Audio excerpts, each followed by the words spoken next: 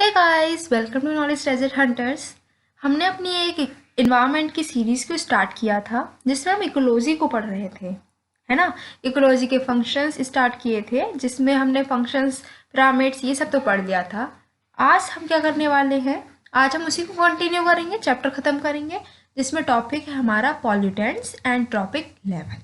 ठीक है, वैसे तो आपको समझ में आ ही रहा होगा, है ना, समझ में आ रहा है, इसको कंटिन्यू कीजिए। पर अगर आपको कोई भी कन्फ्यूजन है, समझ में नहीं आ रहा है, तो मैं आपसे यही बोलूँगी कि पहले वो वाले जो वीडियोस मैंने बना रखे हैं आप उनको देखिए, जिससे कि आपको पता तो चल जाए कि इकोलॉजी होती क्या है, क्या फंक्शंस है, राइट। तब आप इसको देखिए। वैसे तो आपने वो सब देख कर ही आप इस पर आए होंगे, पर नहीं देखा तो प्लीज़ देखिए उसको, है ना।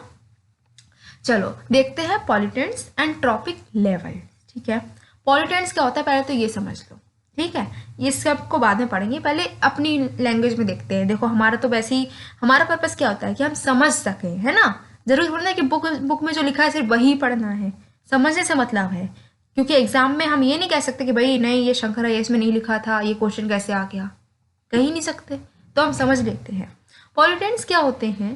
कोई भी ऐसी चीज़ जो कि हमारे इन्वायरमेंट में या फिर हमारी बॉडी में या फिर कहीं पर भी उसका अगर एडिशन हो जाता है तो क्या होता है, जहाँ पर भी वो एडिशन हो रहा है ना, उससे हार्मफुल बन जाती है वो चीज़। इन्वायरमेंट में अगर वो फैल गया, पॉल्यूटेंट ऐड हो गया, तो इन्वायरमेंट हमारे लिए हार्मफुल बन जाता है, हमारे रहने के लिए वो अच्छा नहीं रहता। हमारे बॉडी में अगर ये पॉल्यूटेंट्स एंटर कर जाते हैं तो बॉडी जो है वो उसके लिए नुकसान पहुंचाते हैं ये पॉल्यूटेंट्स। तो ऐसी कोई चीज़ जो कि ऐड होती है और वो हमारे लिए नुकसानदेह है, वो नुकसान पहुंचाती है, तो उसको हम बोलते हैं पॉल्यूटेंट्स। ठीक है, यहाँ पर क्या देखने वाले हैं, यहाँ पर हम देखने वाले हैं कि कैसे ये पॉल्यूटेंट्स जो हैं तो हर एक ट्रॉपिक लेवल में ऐड हो रहे हैं, कैसे वो ज़्यादा हो रहे हैं, कैसे वो और ट्रांसफ़र हो रहे हैं, ये सब हम इसमें देखने वाले हैं। चलो अब देखते हैं कि बुक में क्या लिखा है ना। बुक नहीं है कोई बात नहीं, पूरी बुक मैंने यहीं पर आपको पीपीटी में प्रोवाइड करी हुई है। आपको बस स्लाइड्स देखते जाने हैं और सब कुछ समझ में आएगा, गारंटी मेरी है। ठीक है, क्योंकि समझाने में तो मैं माहिर हूँ, आप मुझे पता है, आपको मैं समझा दूंगी, है ना। चलो समझते हैं। Pollutants, especially non-degradable ones, move through the various trophic levels in an ecosystem। जो pollutants हैं, स्पेशली कौन से, जो कि जल्दी से सड़ गल नहीं रहे हैं, ठीक है, जल्दी से बायोडिग्रेडेबल नहीं हुए हैं, जो नॉन डिग्रेडेबल हैं, जो गलने वाले नहीं हैं, जो ख़त्म नहीं होंगे, ऐसे वाले जो पॉल्यूटेंट्स हैं वो अलग अलग ट्रॉपिक लेवल्स में ट्रांसफ़र होते जा रहे हैं। हमारी जो इकोसिस्टम है उसमें जो ट्रॉपिक लेवल्स हैं, अब ये मत कहना यार कि ट्रॉपिक लेवल्स क्या होते हैं, ये बताओ, क्योंकि मैंने बहुत डिटेल में सब कुछ बताया है टॉपिक लेवल के बारे में पिछली वीडियोस में। आपको क्या करना है, बस उनको देखना है, आपको समझ में आएगा। ठीक है, तो कैसे अलग अलग ट्रॉपिक लेवल्स में ये पॉल्यूटेंट्स मूव कर रहे हैं, कैसे इकट्ठे हो रहे हैं, ये देखना है हमको। Non degradable pollutants mean materials which can not be metabolised by living organisms. अब देखो यहाँ पर क्या बोला गया है, बोला गया है कि जो पॉल्यूटेंट्स जो कि नॉन डिग्रेडेबल है वो अलग अलग ट्रॉपिक लेवल्स में मूव कर रहे हैं। ठीक, अब बात ये आती है कि आखिर ये नॉन डिग्रेडेबल होते कौन से हैं। तो नॉन डिग्रेडेबल पॉल्यूटेंट्स वो होते हैं जो कि हम लिविंग ऑर्गेनिजम्स पचा नहीं सकते भैया, उनको मेटाबॉलिज्म से हम पचा नहीं सकते, उनको डाइजेस्ट नहीं कर पा रहे हैं, वो होते हैं नॉन डिग्रेडेबल पॉल्यूटेंट्स। जैसे कि क्लोरीनेटेड हाइड्रोकार्बन्स जितने भी हैं वो हम डाइजेस्ट नहीं कर सकते हैं, उनको मेटाबॉलिक सिस्टम से ख़त्म नहीं किया जा सकता है, वो होते हैं क्या, non degradable pollutants. We are concerned about these phenomena because together they enable even small concentrations of chemicals in the environment to find their way into organisms in high enough doses to cause problems। अब भाई ठीक है कि जो non degradable pollutants हैं वो body में enter कर रहे हैं, वो अलग अलग ट्रॉपिक लेवल्स में घूम घाम रहे हैं भैया, ठीक है, ट्रांसफ़र हो रहे हैं, लेकिन हम क्यों चिंता कर रहे हैं, हमें टेंशन लेने की ज़रूरत क्यों है। तो समझ लो भाई, ये बहुत ख़तरनाक चीज़ है, टेंशन लेने की ज़रूरत है। क्यों ज़रूरत है, क्योंकि ये छोटे छोटे जो अमाउंट्स में केमिकल्स जो हैं ये हमारी इन्वायरमेंट से बॉडीज़ में जा रहे हैं, इससे क्या हो रहा है, वो इतने ज़्यादा इकट्ठे हो जा रहे हैं बॉडी के अंदर, इतनी तो उनकी डोज हो ही जा रही है कि वो बहुत ज़्यादा प्रॉब्लम्स हमें कर रहे हैं। जैसे कि हमने देखा हो कई सारे केमिकल्स हैं, अब जैसे हम लोग सुनते हैं ना, देखो बुक में क्या लिखा है, इसको आप अच्छे से कनेक्ट कर पाओ जब आप अपने इन्वायरमेंट से कनेक्ट कर लो इसको। ये इन्वायरमेंट को इन्वायरमेंट से ही कनेक्ट कर लो। ठीक, कैसे करना है, बुक में लिखा है कि जैसे कि ये छोटे छोटे आपके केमिकल्स हैं, छोटी छोटी मात्रा में हमारी बॉडी में जाते हैं, वो इतनी बड़ी मात्रा हो जाती है कि हमको नुकसान देते हैं। ये कोई पढ़ने की चीज़ है, बताओ? ये क्या हम रोज़ नहीं सुनते रहते हैं? हमारे पेरेंट्स रोज़ यही बात करते हैं भाई कि अब हर चीज़ में मिलावट आ रही है, सब क्या है, केमिकल्स ही आ रहे हैं, सब्जियों में इंजेक्शन लग कर आ रहा है, फलों में इंजेक्शन लग के आ रहा है, केमिकल्स हम खा रहे हैं, इसकी वजह से इतनी सारी बीमारियां हो रही हैं, बच्चों के बाल सफ़ेद हो जा रहे हैं, ठीक है, उनके अंदर खून की कमी हो जा रही है, वो अब जो है उनका इतना अच्छा माइंड सिस्टम नहीं रहा है, वो बहुत ज़्यादा हाइपर हो जा रहे हैं, ठीक है। ये सब चीज़ें हम सुनते आए हैं, हर कोई बात करता आ रहा है। तो ये कोई, अब हम बताओ, ये जब रोज सुन रहे हैं, वही बात बुक में लिखी है, तो क्या ये डिफिकल्ट है? बिल्कुल नहीं है, ठीक है। अब ये हम सुनते आए हैं कि भाई ये केमिकल्स आ रहे हैं, बॉडी में इकट्ठे हो रहे हैं, ये हमें नुकसान दे रहे हैं, लेकिन हमें क्या करना है? हमें ये तो सबको पता है ना, उनसे एक कदम आगे चलना है।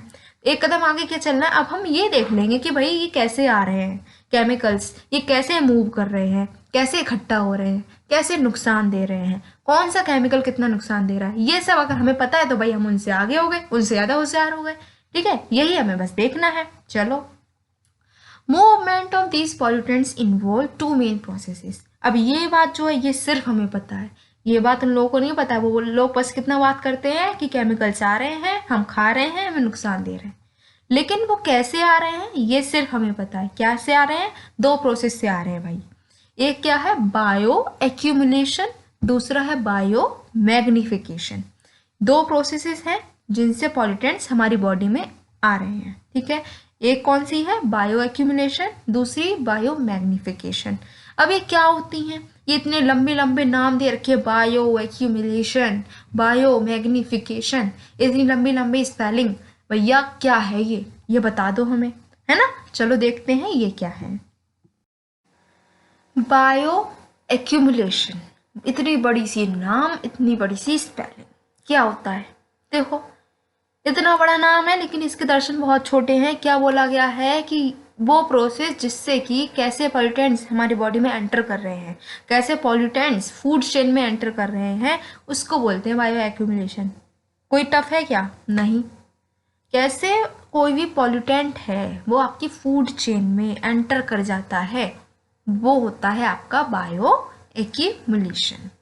In bioaccumulation, there is an increase in concentration of a pollutant from the environment to the first organism in a food chain. ठीक है, क्या हो रहा है कि पहले ऑर्गेनिज्म में जितना आपका पॉल्यूटेंट होगा, आगे वाली मुझसे ज़्यादा होगा, उससे आगे वाली मुझसे ज़्यादा होगा, ये बताया गया है किसमें? बायो एक्यूमुलेशन में। अब बात करते हैं बायो मैग्निफिकेशन की। देखो, नाम से ही समझ में आ रहा है वैसे तो, अगर आपको थोड़ी भी इंग्लिश अच्छी से आती है तो। एक्यूमुलेशन मीन्स क्या है? एक्यूमुलेट करना। ऐसे ही मैग्निफिकेशन मीन्स क्या है? मैग्नीफाई करना। तो एक्यूमुलेशन मीन्स क्या है? एक्यूमुलेट कर रहे हैं, किसी चीज़ को इकट्ठा कर रहे हैं। मैग्निफिकेशन में क्या है? मैग्नीफाई कर रहे हैं, किसी चीज़ को और ज़्यादा बढ़ा रहे हैं, ठीक है। तो नाम से समझ में आ रहा है। चलो अब देख भी लेते हैं कि मैग्निफिकेशन क्या है। Biomagnification refers to the tendency of pollutants to concentrate as they move from one trophic level to the next. मतलब कि बायोमैग्निफिकेशन क्या है? एक ऐसी टेंडेंसी है पॉल्यूटेंट्स की कि वो क्या करते हैं, एक ट्रॉपिक लेवल से जब दूसरी ट्रॉपिक लेवल में जाते हैं ना, तो वो कॉन्सेंट्रेट हो जाते हैं और इकट्ठे हो जाते हैं। इसको बोला गया biomagnification. Thus, in biomagnification, there is an increase in concentration of a pollutant from one link in a food chain to another. मतलब क्या है कि जो पहली लेवल है उससे ज़्यादा आपको जो पॉल्यूटेंट्स है वो मिलेंगे नेक्स्ट लेवल में, और उससे ज़्यादा मिलेंगे उससे भी नेक्स्ट लेवल में। इसको आगे हम एक डायग्राम से भी देखेंगे। फिलहाल के लिए क्या है कि जो जितनी नेक्स्ट लेवल होती जाएंगी ना टॉपिक लेवल की, तो प्रीवियस लेवल से ज़्यादा उनमें पॉल्यूटेंट्स की मात्रा मिलेगी। इसको बोला है biomagnification. In order for biomagnification to occur, अब बायो मैग्निफिकेशन होगा कैसे? उसके लिए चाहिए पॉल्यूटेंट में कुछ क्वालिटीज़ हों। कैसे? कि लॉन्ग लिव्ड होना चाहिए। अब मान लो अगर वो शॉर्ट लिव्ड है तो वो पहले ही मर जाएगा ना, पहले ही टूट जाएगा, डेंजरस हो ही नहीं पाएगा। ऐसे ही मोबाइल होना चाहिए। अगर वो मूव ही नहीं कर पा रहा है, एक प्लेस पर ही स्टे है उसका, एक ही प्लेस पे रह रहा है, मूव करेगा नहीं तो दूसरे में जाएगा कैसे? फैट्स में सोल्यूबल होना चाहिए, पानी में नहीं। अगर वो पॉल्यूटेंट पानी में सोल्यूबल है तो वो क्या हो जाएगा, यूरिनरी आपका ट्रैक्ट से वो निकल जाएगा सारा पॉल्यूटेंट्स, ठीक है, पानी में घुलकर। लेकिन फैट में सोल्यूबल है तो वो आगे ट्रांसफ़र होता जाएगा। फिर बायोलॉजिकली एक्टिव होना चाहिए। अगर बायोलॉजिकली एक्टिव नहीं है, डोरमेंट पड़ा है, तो उसको कोई मतलब ही नहीं है भाई क्या हो रहा है दुनियादारी में, तो आगे मूव कैसे करेगा, है ना। तो क्या चीज़ हमने देखी कि बायोमैग्निफिकेशन कब होगा, जब पॉल्यूटेंट में 4-5 जो क्वालिटीज है, ये 4 क्वालिटीज़ वो होनी चाहिए। क्या क्वालिटीज़ हैं, लॉन्ग लिव्ड होना चाहिए, मोबाइल होना चाहिए, फैट में सोल्यूबल होना चाहिए और बायोलॉजिकली एक्टिव होना चाहिए। अब इस पिक से ही समझ लेते हैं कि आखिर ये बायोमैग्निफिकेशन में मैं आपको बोल रही थी ना कि हर लेवल पे जितना जाओगे तो उतना आगे जाते जाएंगे तो आपका पॉल्यूटेंट्स की मात्रा बढ़ती जाएगी। तो देखते हैं यहाँ पर, देखो जैसे ये पानी है, ठीक है, पानी में क्या है, हमारी जो डीडीटी है, डीडीटी की कंसंट्रेशन है 1, ठीक है, पानी में कितना है, सिर्फ 1 है। आगे बढ़े, प्रोड्यूसर जो है फाइटोप्लैंक्टन, उनमें कितनी मात्रा हो गई, 1000। उससे आगे बढ़े जू प्लैंक्टन, वहाँ पर मात्रा और बढ़ गई डीडीटी की, वो हो गई 10,000। छोटी फिश जो हैं उनमें हो गई 1,00,000। ऐसे क्या हो रहा है, आगे जितना हम बढ़ते जा रहे हैं तो ये कंसंट्रेशन जो है ये बढ़ती जा रही है। यही है बायोमैग्निफिकेशन, ठीक है। मैंने आपको ये पिक इसलिए डाली है जिससे कि विजुअल मेमोरी में भी आपकी बात बैठ जाए कि कैसे होता है बायोमैग्निफिकेशन। अब जो हमारा नेक्स्ट टॉपिक है वो है बायोटिक इंटरेक्शन। बायोटिक इंटरेक्शन क्या होता है, organisms living in this earth are interlinked to each other in one way or other. जैसे कि शुरुआत से ही, जैसे ही हमने इन्वायरमेंट स्टार्ट किया था तब से ही हम एक बात कहते आए हैं कि जितने भी ऑर्गेनिजम्स हैं हमारी अर्थ पर, वो एक दूसरे पर डिपेंडेंट हैं। हमारी बहुत सारी नीड्स होती हैं जिनको फुलफिल करने के लिए हम डिपेंडेंट रहते हैं दूसरे ऑर्गेनिजम्स पर। हो सकता है जैसे कि हम इंसान हैं तो हो सकता है कि हम प्लांट्स पर डिपेंडेंट है फूड के लिए, दूसरे ऑर्गेनिजम्स पर डिपेंडेंट है, दूसरे एनिमल्स पर डिपेंडेंट है, दूसरे इंसान पर भी डिपेंडेंट है अपनी नीड्स को फुलफिल करने के लिए। ऐसे ही जितने भी ऑर्गेनिज्म हैं, इंसान ही नहीं और भी ऑर्गेनिजम्स, वो भी एक दूसरे पर डिपेंडेंट हैं। The interaction between the organisms is fundamental for its survival and functioning of ecosystem as a whole. तो जो आपके organisms हैं, अब उनको उनकी अलग अलग नीड्स हैं, उनको दूसरों की ज़रूरत है, तो उनको उनसे इंटरेक्ट भी करना पड़ता है, बातचीत कर रहे हैं, लेन देन कर रहे हैं। तो ये जो इंटरेक्शन है वो उनकी सर्वाइवल के लिए ज़रूरी है, पूरे इकोसिस्टम के ही फंक्शनिंग के लिए, उसके सर्वाइवल के लिए जो आपस में ऑर्गेनिजम्स का इंटरेक्शन है वो बहुत ज़्यादा ज़रूरी है। अब देखते हैं कि टाइप्स ऑफ बायोटिक इंटरेक्शन। अब जो इंटरेक्शन हो रहा है, ऑर्गेनिजम्स एक दूसरे से इंटरेक्ट कर रहे हैं, तो कितनी तरीके से वो इंटरेक्ट कर सकते हैं, क्या इसके भी कोई टाइप है? तो हाँ जी, इसके बहुत सारे टाइप्स हैं जो हमें देखने हैं। और हाँ, याद रखना ये टॉपिक इम्पॉर्टेंट है, क्वेश्चंस आते हैं इसमें से, राइट। देखते हैं। अच्छा, पहला टाइप कौन सा है? तो पहला टाइप है म्यूचुअलिज्म। जैसे कि नाम सुना होगा आपने, म्यूचुअल फंड्स सुना है। तो म्यूचुअल का मतलब क्या होता है, आपस में, ठीक है, दोनों का फायदा हो जाए, तो ऐसे ही म्यूचुअलिज्म। अब जो म्यूचुअलिज्म है इसमें क्या होता है कि दोनों स्पीसीज जो हैं उनको फायदा होता है। जैसे कि एग्जाम्पल है क्या इसका कुछ? तो हाँ है। In pollination mutualisms, the pollinator gets food and plant has its pollen transferred to other flowers for cross fertilization. अब म्यूचुअलिज्म कहाँ होता है? तो देखो, कोई भी एक फ्लावर है, उस पर क्या करा कि कोई पॉलिनेटर एजेंट हो गया, जैसे कि कोई बटरफ्लाई होगी मान लो, ठीक है, उसने उस फ्लावर से उसका रस ले लिया, तो क्या हो गया, बटरफ्लाई को तो उसका खाना मिल गया, और जो प्लांट थे उनका हो गया पॉलिनेशन। तो इससे क्या हो जाएगा, अब जर्मिनेशन हो जाएगा, उसमें फर्टिलाइजेशन ये सब होता है ना, तो ये हो जाएगा, उनका पॉलिनेशन हो गया। तो ये क्या है, दोनों को फायदा हो गया, ये होता है म्यूचुअलिज्म। नेक्स्ट टाइप है कमेंसलिज्म। कमेंसलिज्म क्या होता है, जब एक स्पीसीज जो है उसको तो हो फायदा, लेकिन दूसरे को कोई असर ही ना पड़े, दूसरा अनअफेक्टेड रहे, तब उसको हम बोलते हैं कमेंसलिज्म। कमेंसलिज्म इज व्हाट, एक को फायदा और दूसरे को कोई भैया सर्दी गर्मी है ही नहीं, तुम हो या ना हो कोई फर्क नहीं पड़ता, वो है कमेंसलिज्म। जैसे कि cow dung provides food and shelter to dung beetles, beetles have no effect on the cows. अब जैसे कि काऊ का जो आपका रहता है गोबर, ठीक है, गोबर पर कई सारे आपने देखे होंगे ना छोटे छोटे कीड़े मकोड़े उसमें रहते हैं, तो उनको तो वहां से खाना भी मिल रहा है, शेल्टर भी मिल रहा है। लेकिन जो काऊ है उस पर कोई इफेक्ट पड़ा कि उसके गोबर पे कौन बैठा है कौन नहीं बैठा है? बिल्कुल नहीं, उसको तो कोई फर्क नहीं पड़ा। तो इसको बोलते हैं हम commensalism. Next is competition. Competition क्या है? जब दोनों ही स्पीसी उनको नुकसान हो रहा है एक दूसरे से, उसको हम कंपटीशन बोलते हैं। अब इसका तो समझाने की जरूरत नहीं है। अब जैसे हम तैयारी कर रहे हैं भाई, तो तैयारी कर रहे हैं, क्या बोलते हैं भैया? बहुत कंपटीशन है, बड़ा कंपटीशन है, इतना कंपटीशन है, उतना कंपटीशन है, सुनने को मिलता है ना। इससे क्या हो रहा है? नुकसान हो रहा है। अब सीट एक है, बहुत सारे लोग उस सीट के लिए दावा कर रहे हैं, तो सबको ही नुकसान है भाई। एक को सीट मिल गई तो और सबको नहीं मिल पाएगी। तो क्या होता है, ये क्या कह रहे हैं कि जो कंपटीशन है उसमें दोनों ही स्पीसी को नुकसान होता है। अब मान लो एक ही खाना है, ठीक है, एक रोटी है, दो लोग हैं। अब अगर एक ने वो रोटी खा ली तो दूसरा भूखा रह जाएगा, दूसरे वाले ने रोटी खा ली तो पहला वाला भूखा रह जाएगा। तो इसका मतलब क्या है कि दोनों को ही नुकसान होता है। Next type is predation and parasitism. इसमें क्या होता है, एक स्पीसी को भैया फायदा होता है, दूसरे को होता है नुकसान। प्रीडेशन में तो देखो नुकसान क्या होता है, दूसरी स्पीसी बेचारी मरी जाती है, और पैरासिटिज्म में दूसरे को होता है नुकसान। अब इसका एग्जाम्पल कुछ है? जी हाँ है।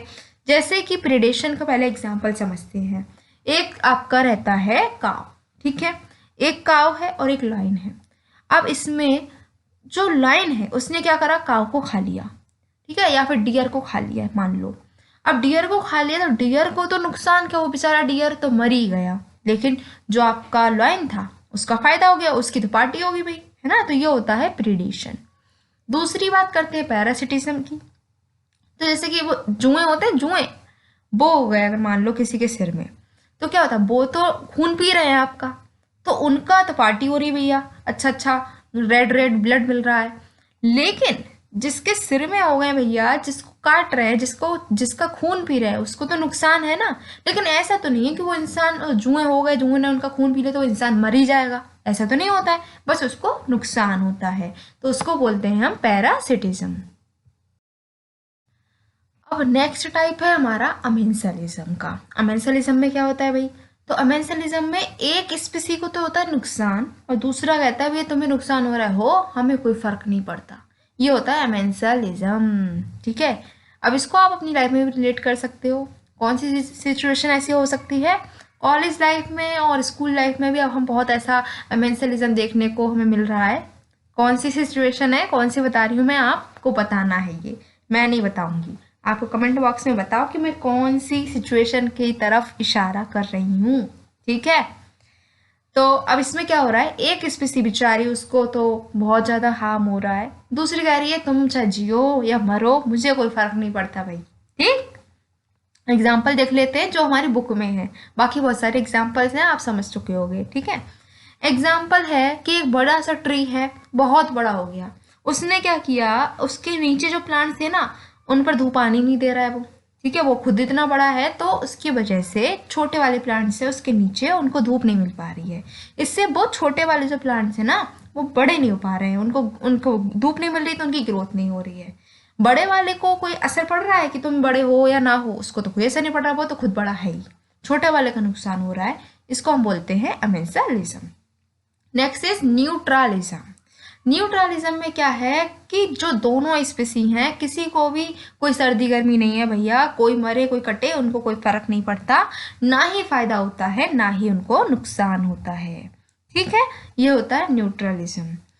तो न्यूट्रलिज्म क्या है कि इसको हम बोल सकते हैं कि ऐसा रिलेशनशिप है दो स्पीसी के बीच में जो कि सेम स्पेस शेयर करती हैं, एक सेम प्लेस पे रहती हैं, लेकिन उनको एक दूसरे से कोई फर्क नहीं पड़ता, ठीक है।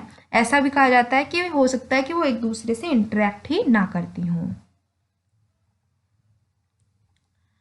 तो गाइज यहाँ पर हमारा ये खत्म होता है। इसमें अब आगे जो टॉपिक है, इस वीडियो को तो यहीं पे ख़त्म करते हैं। आगे जो टॉपिक है वो है हमारा बायो जियो केमिकल साइकिल, जिसको हम नेक्स्ट वीडियो में कवर करेंगे, वरना वीडियो बहुत लेंथी हो जाएगा और वो इससे बिल्कुल अलग है, तो आप भी भैया बोर हो जाओगे, है ना। और बोर होगा तो समझ में नहीं आएगा, इसीलिए इसको इतना ही पढ़ो। आपको करना क्या, वीडियो देखनी है एक बार, अगर चाहो तो बुक को रीडिंग कर लेना, वरना तो आपको रीडिंग करने की जरूरत नहीं है, किसी को समझा देना, आपको सब समझ में आ गया, बिलीव मी आपको सब समझ में आ गया है, आप किसी को पढ़ा सकते हो, इतना समझ में आ गया है आपको। ठीक है, फिर भी कुछ भी अगर आपको डाउट है तो आपको कमेंट बॉक्स में अपने डाउट को पुट कर देना, बस उसको मैं सॉल्व कर दूंगी। ठीक है, टेंशन लेने की जरूरत नहीं है। लेकिन अगर आपको ये वीडियोस पसंद आई है, आपको समझ में आ गया, अब आपको लग रहा है भाई कोई भी आ जाए सबको पढ़ा दूंगा मैं, इतना मुझे समझ में आ गया है, तो फिर आपको क्या करना है भैया, लाइक कर दो, शेयर कर दो, सब्सक्राइब कर दो। बहुत मेहनत लगती है मेरी, तो मेरी मेहनत को थोड़ा तो अप्रिशिएट कर ही सकते हो आप, है ना। सब्सक्राइब क्यों करना है, जिससे कि नेक्स्ट लेक्चर आपको मिल जाए, आपको बड़ा बड़ा नॉलेज ट्रेजर हंटर डाल के सर्च ना करना पड़े, जैसे मैं आपको नेक्स्ट वीडियो प्रोवाइड करूं आपको तुरंत वो मिल जाए, उसका नोटिफिकेशन क्लिक करना है, फिर देख लेना है, फिर से आपका कॉन्फिडेंस हाई लेवल का हो जाएगा। ठीक है, सो गाइस पढ़ते रहो और अपनी नॉलेज ट्रेजर हंटिंग को कंटिन्यू रखो। मिलते हैं नेक्स्ट वीडियो में, बाय बाय।